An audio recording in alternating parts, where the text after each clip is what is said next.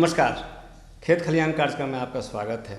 आज हमारे साथ में है डॉक्टर नीलम कुमारी जी, वैज्ञानिक हैं, इस केंद्र में कार्यरत हैं और इनसे हम आपको जानकारी उपलब्ध कराने का प्रयास करेंगे कि खाद्य प्रसंस्करण उद्योग से कैसे महिलाओं को जोड़ा जाए और स्वरोजगार उनको कैसे उपलब्ध कराया जाए। आपका स्वागत है। सबसे पहले तो हम मैडम आपसे यह जानना चाहते हैं कि यह खाद्य प्रसंस्करण जो है उद्योग है क्या? खाद्य प्रसंस्करण उद्योग भारत में एक बहुत विस्तृत क्षेत्र है और खाद्य प्रसंस्करण उद्योग को हम लोग 2-3 कैटेगरी में बांट सकते हैं और बांटा भी गया है। तो आज जो आपका प्रश्न है, इसके जवाब में मैं यही कहना चाहूँगी कि महिलाओं को अगर हमें स्वरोजगार से जोड़ना है तो महिलाओं को घरेलू स्तर, लघु स्तर पर खाद्य प्रसंस्करण का काम करना चाहिए और हमारे कृषि विज्ञान केंद्र से महिलाएं बहुत तरह के प्रशिक्षण प्राप्त करने के बाद खास करके खाद्य प्रसंस्करण के क्षेत्र में बहुत सारे काम कर रही हैं महिलाएं हमारी, और इससे अपने स्वरोजगार से जुड़ रही हैं। और इसमें जो है बहुत विस्तृत क्षेत्र है, जैसा कि मैंने पहले भी बताया। तो इसको हम लोग जो प्राइमरी स्तर का खाद्य प्रसंस्करण है उससे जोड़ते हैं, लेकिन महिलाएं हमारी अब पढ़ी लिखी महिलाएं भी इससे जुड़ रही हैं। तो इसका उत्पादन करने के साथ साथ ये लोग उसका पैकेजिंग भी यहाँ पे प्रशिक्षण उपरांत प्राप्त करने के बाद पैकेजिंग भी कर रही हैं और अपने स्तर से इसका बाज़ार में इसको उतार भी रही हैं। तो इससे महिलाएं हमारी अपने रोजगार से जुड़ के अच्छी आमदनी प्राप्त कर रही हैं।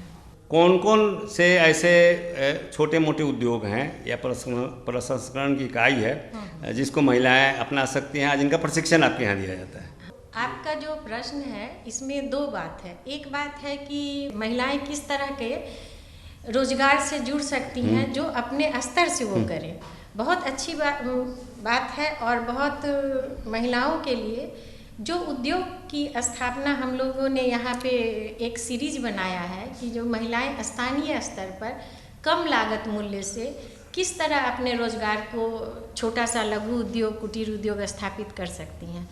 तो एक तो हो गया कि अनाजों और दलहन का प्रसंस्करण।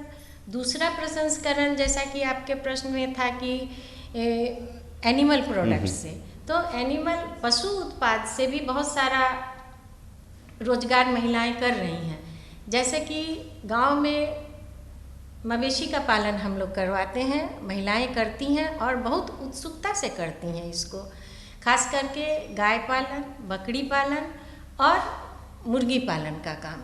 तो गाय पालन से हमारी महिलाएं, जो हमारा ट्रेडिशनली जो चला आ रहा है कि महिलाएं उसमें घी बनाती हैं, पनीर छेना बनाती हैं, पनीर बनाती हैं, खोआ बनाती हैं और इसको अपने स्थानीय स्तर पर मार्केटिंग भी कर लेती हैं। खास करके घी और खोआ का ये लोग अच्छा व्यवसाय कर लेती हैं। लेकिन जहाँ तक हमारे यहाँ जो प्रशिक्षण की बात है, तो कृषि विज्ञान केंद्र में मुख्य रूप से उसी तरह का प्रशिक्षण हम लोग करवाते हैं कि महिलाओं को रॉ मटेरियल के लिए बहुत भटकना न पड़े। महिलाएं हमारे यहाँ जितना भी आप यहाँ पे उत्पाद देख रहे हैं तो सब हमारे स्थानीय बाज़ार में उनको मिल जाता है। उससे भी बड़ी बात है कि जो चीज़ हमारे ग्रामीण स्तर पर, हमारे पूर्वी चंपारण में जिनका उत्पादन हो रहा है, उसी चीज़ के उपयोग से हम लोग बनाते हैं और उनको प्रशिक्षण देते हैं और वो भी बनाती हैं। आप यहाँ पे देख रहे हैं कि हमारा जो भी स्थानीय उत्पाद है, जैसे कि गेहूँ है, गेहूँ से हम लोग बहुत सारा बाल आहार है, हेल्थ मिक्स है, गर्भवती महिलाओं के लिए कुछ हेल्थ मिक्स बनाते हैं।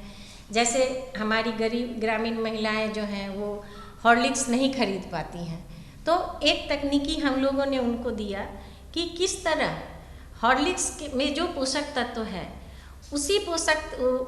उतने ही पोषक तत्व को हम अपने ग्रामीण जो हमारे स्थानीय उत्पाद है उससे कैसे हम प्रसंस्करण करके और हम हेल्थ मिक्स को तैयार करें ताकि उनके स्वास्थ्य के लिए वो लाभदायक हो।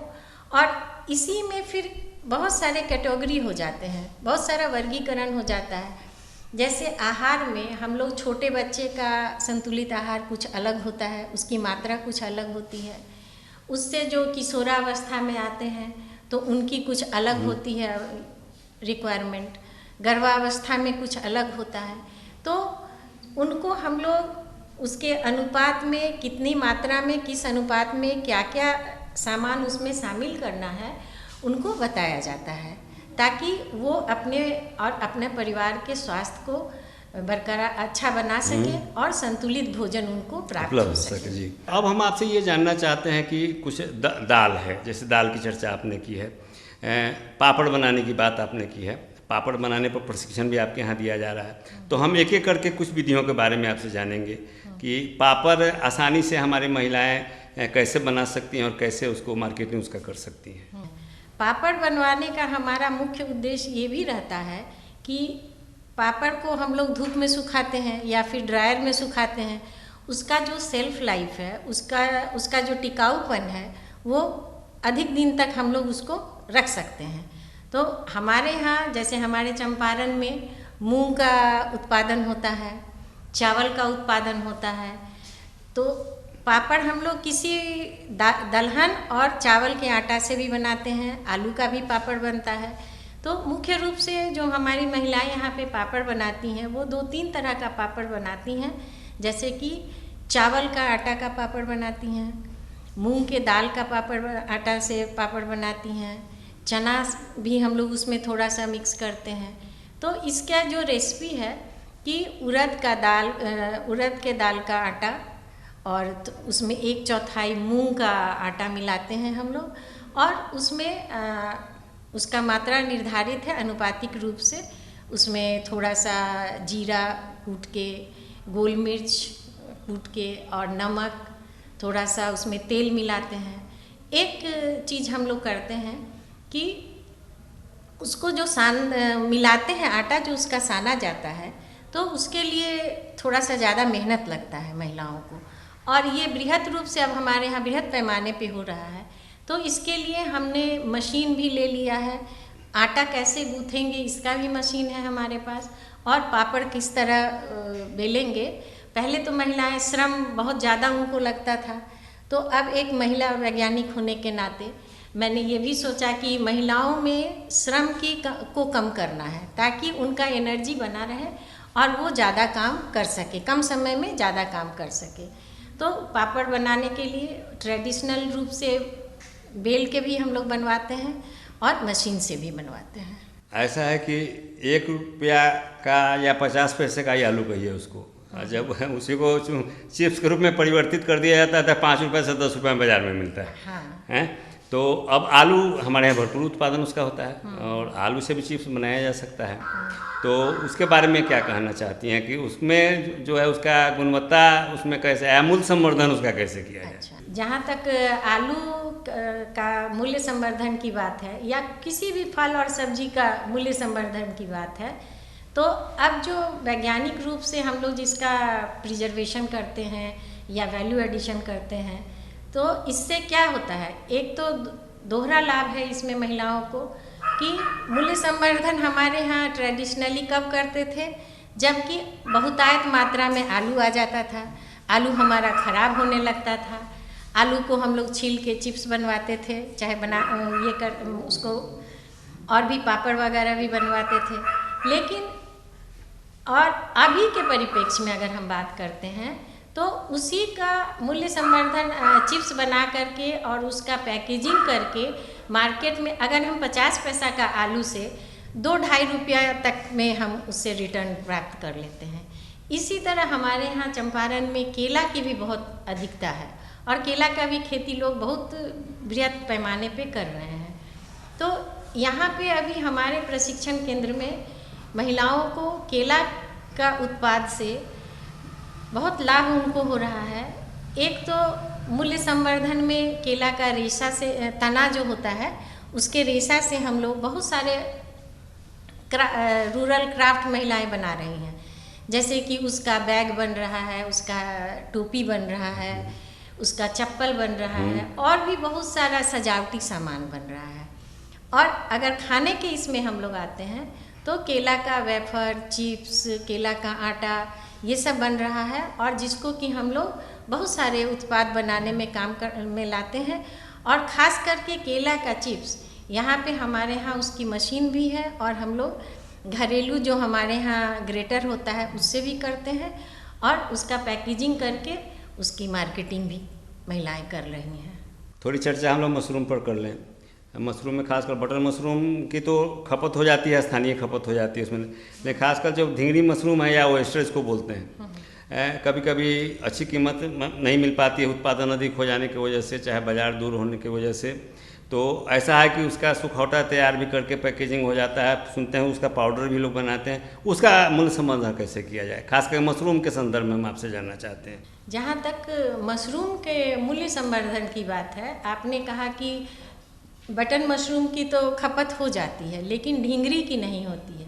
लेकिन हमारे यहाँ जब से यहाँ पे मशरूम उत्पादन शुरू हुआ है तब से ढींगरी मशरूम और बटन मशरूम और दूधिया, ये सब अब पहले की तरह नहीं है कि 6 महीना ही मशरूम का उत्पादन हो रहा है। अब हम लोगों ने सालों भर, जो मशरूम उत्पादक हैं वो सालों भर मशरूम का उत्पादन कर रहे हैं। तो जहाँ तक ढींगरी मशरूम के बारे में आपके मन में प्रश्न है, तो ढींगरी मशरूम का मूल्यवर्धन बहुत ही अच्छा है और लाभदायक है। ढींगरी मशरूम को या तो हम लोग सुखाते हैं धूप में, तो उसको सुखाने के लिए एक प्रक्रिया होती है जिससे कि हम ब्लांचिंग करके पानी गर्म करते हैं और उसमें मशरूम को डाल के और फिर 1-2 मिनट बाद निकाल करके और उसको हम लोग डायरेक्ट धूप में सुखाते हैं अथवा अपने यहाँ ड्रायर में सुखा लेते हैं। सुखाने के बाद उसका पाउडर बनाते हैं।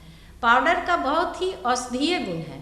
पाउडर को हम लोग, चूँकि मशरूम जो है एक कोलेस्ट्रॉल फ्री उत्पाद है, मशरूम का सेवन हम लोग 2-3 चीज़ को ध्यान में रख के करते हैं कि इसके उत्पादन से, इसके सेवन करने से इसमें जो गुणवत्ता युक्त प्रोटीन है वो हमारे स्वास्थ्य के लिए बहुत लाभदायक है। दूसरी बात कि इसमें कोलेस्ट्रॉल 0 होता है, इसीलिए इसे कोई भी व्यक्ति जो कि हाइपरटेंशन या हाई ब्लड प्रेशर से ग्रसित हैं उनके लिए भी लाभदायक है। फिर जो लोग डायबिटिक हैं उनके लिए भी ये लाभदायक है। और तीसरी बात कि इससे के पाउडर का इस्तेमाल हम लोग बहुत सारे प्रोडक्ट बनाने में करते हैं। कुछ तो औषधि बनाने में करते हैं, कुछ प्रोडक्ट को हम लोग जैसे कि मशरूम का भुजिया, सेवई, मशरूम से हम लोग उसके पाउडर से केक वगैरह जो हम बनाते हैं तो उसमें भी इसको डालते हैं और मूल्य संवर्धन करते हैं। मशरूम को, फ्रेश मशरूम से हम लोग खीर बनाते हैं, पकौड़ा बनाते हैं, उसकी पराठा बनाते हैं, मशरूम से सूप बनाते हैं, पाउडर से भी हम लोग सूप तैयार करते हैं। तो इसमें कहीं से कोई दिक्कत नहीं है कि हम ढींगरी मशरूम का उत्पादन करें और हमें लाभ न हो। और हमारे यहाँ बहुत इस तरह का कुछ प्रोजेक्ट भी चल रहा है। आर्या प्रोजेक्ट इसका है कि जो ग्रामीण युवक युवतियाँ हैं, attracting retaining youth in agriculture, Arya का जो फुल फॉर्म है attracting retaining youth in agriculture, मतलब कृषि में और कृषि आधारित उद्योग में जो हमारे नवयुवक हैं, नवयुवतियाँ हैं, उनको आकर्षित करना है। तो वो कब आकर्षित होंगी? जब हम उनके मनो अनुकूल कुछ इस तरह की बात हम उनके सामने रखेंगे और उन्हें लगेगा कि नहीं, ये हमारे लिए बहुत ही लाभदायक चीज़ है। और वही प्रोजेक्ट एक हमारे यहाँ चल रहा है जिसके तहत ये फूड प्रोसेसिंग यूनिट का स्थापना हम लोगों ने की है। और इसमें अब मैं आपकी जानकारी में दूं कि बहुत सारे युवक युवतियाँ और भी जो अभी आप देख रहे हैं यहाँ पे जो चल रहा है परिभ्रमण, उससे बहुत लोग आकर्षित हैं और कह रहे हैं कि हाँ भाई, ये जो है आपका फूड प्रोसेसिंग यूनिट, चाहे खाद्यान्न प्रसंस्करण जो भी है, उसमें हम ट्रेनिंग करना चाहते हैं और अपना स्वरोजगार से जुटना चाहते हैं। तो इस प्रोसेसिंग यूनिट में आप अभी देख सकते हैं कि बहुत सारी मशीनें हैं हमारे पास। एक छोटा घरेलू आटा चक्की है, उस आटा चक्की से हम आटा के अलावा सूजी, मैदा, बेसन, मसाला पीस सकते हैं। तो हमारी एक आध महिला ने मसाला उद्योग भी लगाया है और उससे वो अपना रोजगार कर रही हैं। कुछ फलों को संरक्षित करने के बारे में हम आपसे जानना चाहते हैं। खास करके हम महिलाओं को हरे पत्तेदार सब्जियों के लिए कहते हैं कि जैसे कि बथुआ का साग है, पालक का साग है, मेथी का साग है, तो इसको सीजन में तो आप लोग फ्रेश इस्तेमाल करिए, लेकिन ऑफ सीजन के लिए जब इसका उत्पादन नहीं होता है या इसके उत्पादन में दिक्कत होती है, उस समय के लिए हम लोग इसको सुखा करके, ब्लांचिंग करके, सुखा के और पैक करके रखते हैं। और फल की अगर हम बात करें तो हमारे यहाँ आम बहुतायत में होता है, लीची बहुतायत में होती है, अमरूद होता है। तो आम से बहुत सारे चीज़, आम का, कच्चे आम का पन्ना जो गर्मी लू के समय में बहुत काम देता है हमारे स्वास्थ्य के लिए। फिर है आपका आमचूर, जो आम का टिकोला, चाहे छोटा आम किसी तरह आंधी तूफान में गिर गया तो फल का तो नुकसान होता है, तो उसको भी हम लोग छील के और पानी में डाल के, थोड़ा सा पोटासियम मेटाबाइसल्फाइड के घोल में डाल के और फिर उसको निकाल करके और पतला पतला जो कटा रहता है ना, उसको हम लोग धूप या ड्रायर में सुखाते हैं।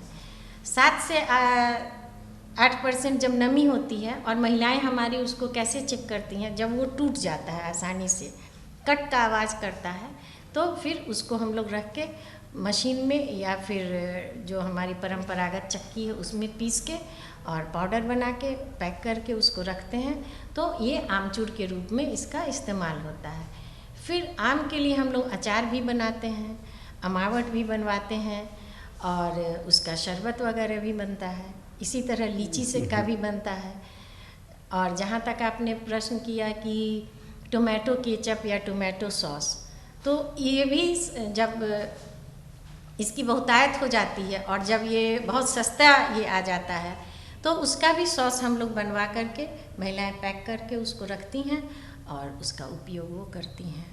थोड़ी अचार मुरब्बा के बारे में आपसे कुछ जानना चाहते हैं। वैसे हमारी जो किसान चाची हैं राजकुमारी देवी जी, उन्होंने पद्मश्री, तो उन्होंने इसको तो नया रूप दिया है, बिहार में काफ़ी लोकप्रियता पूरे देश में है। ये जो अचार मुरब्बा वगैरह बनाने के बारे में क्या व्यवस्था आपके यहाँ है, चाहे उसका प्रशिक्षण कैसे देती हैं? अचार मुरब्बा भी हमारे इसी फल और सब्जी प्रसंस्करण सब्जेक्ट में ही आता है। तो अभी हम लोग अचार भी बनवाते हैं, मुरब्बा भी बनवाते हैं। खास करके हमारे यहाँ आंवला बहुत ही लाभदायक है हमारे स्वास्थ्य के लिए। तो आंवला का मुरब्बा, आंवला का बहुत सारा उत्पाद हमारी महिलाएं यहाँ बनाती हैं, जिसका कि हम लोग के माध्यम से उनको प्रशिक्षण दिया जाता है। आंवला का मुरब्बा बनवाते हैं, आंवला से हम लोग अचार बनाते हैं, आंवला का जैम बनाती हैं हमारी महिलाएं, आंवला का लड्डू बनाती हैं। एक बहुत ही अच्छा उत्पाद है आंवला का, आंवला कैंडी, जो कि टॉफ़ी के रूप में उसको इस्तेमाल करते हैं और बच्चे भी बड़े चाव से इसको खा लेते हैं। इसके बाद आंवला पाचक है, आंवला पाउडर है। तो इसके लिए हमारी महिलाएं, यहाँ पे बहुत सारी महिलाएं दक्ष भी हैं और सबके समूह में, ग्रुप में लिस्ट आते रहता है और उस अनुसार हम लोग उनको सीजनल फल और सब्जी का परिरक्षण का प्रशिक्षण उपलब्ध करवाते हैं। कुपोषण की चर्चा भी होनी ज़रूरत है। पोषक जो तत्व से भरपूर जो खाद्यान्न जो गर्भवती महिलाओं को या बच्चों को दिया जा सके, उसके बारे में कुछ बताइए। बहुत अच्छा प्रश्न है आपका, क्योंकि कुपोषण एक बहुत गंभीर समस्या है हमारे यहाँ और कुपोषण से लड़ने के लिए बहुत सारी हम लोग व्यवस्था भी करते हैं। तो और जैसा कि अभी ये पोषण माह भी चल रहा है, बहुत अच्छा प्रश्न है कि कुपोषण से संबंधित प्रश्न आपने हमसे पूछा। तो जैसा कि हम लोग अभी देख भी रहे हैं कि 1 तारीख से लेकर के 30 तारीख तक पोषण माह हम लोग मना रहे हैं और बहुत सारे इस संदर्भ में हमारे केंद्र पे काम भी किया गया है। अवेयरनेस प्रोग्राम, आंगनवाड़ी सेविकाओं को, हमारी जीविका दीदी को कुपोषण और पोषण संबंधी जानकारी दी गई है। तो जहाँ तक कुपोषण दूर करने की बात है, तो अब हम खाद्यान्न, हमारे यहाँ बहुत उत्पादन हो गया, खाद्यान्न में हम लोग सुरक्षित हैं। कुपोषण इसलिए है कि हम लोग पोषण के बारे में हमको जानकारी नहीं है। पोषण सुरक्षा बहुत ज़रूरी है। तो स्थानीय स्तर पर हमारा ये कभी सुझाव नहीं होता है कि आप अधिक पैसा खर्च करके और कोई पोषक तत्व ले सकते हैं, अधिक पैसा खर्च करके आप अपना पोषण अच्छा बना सकते हैं। जानकारी के अभाव में हमारे यहाँ अभी भी कुपोषण की स्थिति बनी हुई है। जैसे कि अगर हम उदाहरण के तौर पे आपको बोलें कि गर्भवती महिला ही है, तो गर्भवती महिला का भोजन कैसा होना चाहिए, इसके बारे में अगर उनको स्वयं को जानकारी हो कि गर्भ से ही बच्चा का पोषण शुरू हो जाता है, तो वो ज़रूर निश्चित रूप से ध्यान देंगी कि हमें अच्छा खाना खाना है। तो अच्छा खाना बहुत ज़्यादा पैसा खर्च करने के बावजूद ही नहीं प्राप्त होता है। अब तो अगर हमें जानकारी है तो हम कम पैसे में भी अच्छा खाना अपने अवस्था के अनुसार व्यवस्था कर सकते हैं और खा सकते हैं। जैसे हमारे यहाँ चावल, दाल, दलहन में भी बहुत तरह के दाल होते हैं हमारे यहाँ, तो उससे हम उत्पाद बना सकते हैं। जैसे हमारे सामने में कुछ उत्पाद बनाया गया है जो कि इसी प्रयोगशाला में बना है। तो एक है आपको गेहूं आहार मिश्रण, उसमें दिया गया है गेहूं का आटा और थोड़ा सा भुना हुआ चने का आटा। जैसे कि ये आपका है, तो ये आहार जो है ये, और इसमें अगर हम थोड़ा सा गुड़ मिला दें तो शिशु आहार ये आराम से बच्चे इसको खा सकते हैं। अगर हम ये पूरा जो रेसिपी है ये फुला करके गेहूं को छोटा सा अंकुरन करके सुखाने के बाद उसको भूंज के और पाउडर बनाया गया, फिर चना का दाल को भूंज के उसका पाउडर बना करके इसको इसमें मिलाया गया है और चीनी पीस के मिलाते हैं। अगर सक्षम है हमारी महिला तो दूध गर्म करके और इसको मिला के बच्चे को दे सकती हैं।